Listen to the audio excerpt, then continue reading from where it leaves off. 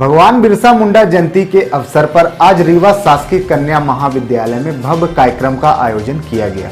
आयोजित कार्यक्रम में बतौर अतिथि शामिल हुए उप मुख्यमंत्री राजेंद्र शुक्ल के द्वारा भगवान बिरसा मुंडा की तस्वीर को पुष्प अर्पित करते हुए कार्यक्रम की शुरुआत की गई।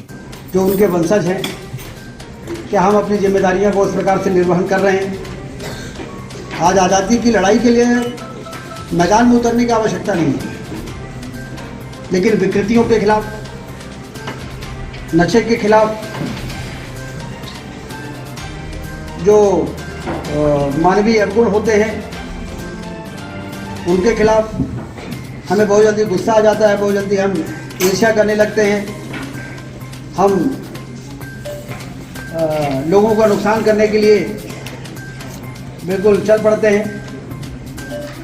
उससे उसको समाप्त करना और मानवीय गुण को विकसित करना, क्या हमारे अंदर दया है, हमारे अंदर परोपकार की भावना है, हम क्या क्षमा करने, किसी ने गलती कर दी तो क्या उसको क्षमा करने की हमारे अंदर क्षमता है? उसको सही रास्ते में ले जाने के लिए क्या हम अपनी भूमिका का निर्वहन कर रहे हैं? ये आज के समय में सबसे बड़ी चुनौती है। बिरसा मुंडा जयंती के अवसर पर उनके कार्यों और उनके संदेशों को याद करते हुए उप मुख्यमंत्री ने कहा कि भारतीय आदिवासी सूचना संग्राम सेनानी देश को एक नया संदेश देकर गए, जिससे लोगों के विचारों में एक नई ऊर्जा पैदा हो गई। बताया गया कि 1875 को झारखंड के पुली हाथों गांव में 15 नवंबर को जन्मे बिरसा मुंडा मले ने ब्रिटिश शासन के खिलाफ आंदोलन का नेतृत्व किया था, जिसमें आदिवासी समाज को एकजुट करने के लिए उनके अधिकारों की रक्षा करने और धार्मिक सुधारों को बढ़ावा देने के लिए जो कार्य बिरसा मुंडा के द्वारा किए गए, उन्हें आज भी याद किया जाता है।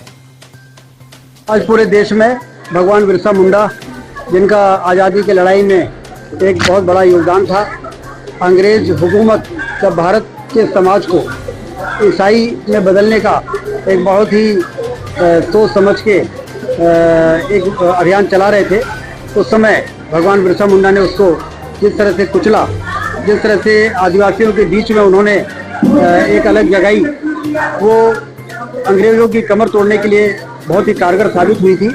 इसलिए बहुत ही बहादुर भगवान बिरसा मुंडा, जो मात्र 25 साल की उम्र में जो इस दुनिया को छोड़ के चले गए, लेकिन इतना कुछ कर गए वो कि देश को आज़ाद करना फिर हमारे महान स्वतंत्रता संग्राम सेनानियों के लिए बहुत आसान हो गया। इसलिए पूरा देश कृतज्ञ है, उनके चरणों में नतमस्तक करता है, श्रद्धा के सुमन अर्पित करता है। और आज उसी तारतम्य में पूरे देश में कार्यक्रम आयोजित हो रहे हैं। इस कन्या महाविद्यालय में भी जो उनके जीवन पर आधारित निबंध प्रतियोगिता का कार्यक्रम यहाँ किया गया, इससे बच्चों में उनके जीवन के प्रति एक जागरूकता पैदा होती है, उस दिशा में चलने को प्रेरणा मिलती है। उसी कार्यक्रम में शामिल होने मैं आज यहाँ पर आया था। आपको उधर सार्थक सिलाई सेंटर में यहाँ पर बच्चियों को जो सिलाई की ट्रेनिंग दी जा रही है, वो बहुत ही अच्छी योजना है। जो बेंगलोर और भोपाल में गारमेंट की बड़ी बड़ी फैक्ट्रियाँ हैं, वहाँ पर इन बच्चियों को सीधे नौकरी भी मिल रही है, 15,000 रुपये, और इसके अलावा खाना पीना, आना जाना अलग। इस प्रकार से मैंने बच्चियों से बात किया तो जो 8वीं 9वीं पास करके घर में बैठी थी और भविष्य में उनको कोई भी नौकरी मिलने की संभावना नहीं थी, उनके यहाँ पर ट्रेनिंग का जो सेंटर खुला है, ये बच्चियों के से बात करने पे लगा कि वो उत्साह से भरी हुई हैं और उनके अंदर एक आत्मविश्वास भी झलक रहा था। तो इस प्रकार के सेंटर्स जो स्किल डेवलपमेंट से जुड़े होते हैं, तो आज के समय की बहुत बड़ी आवश्यकता है। भवन का उद्घाटन किया जा रहा है। अभी जो हाउसिंग बोर्ड कॉलोनी में जो 1 एकड़ की ज़मीन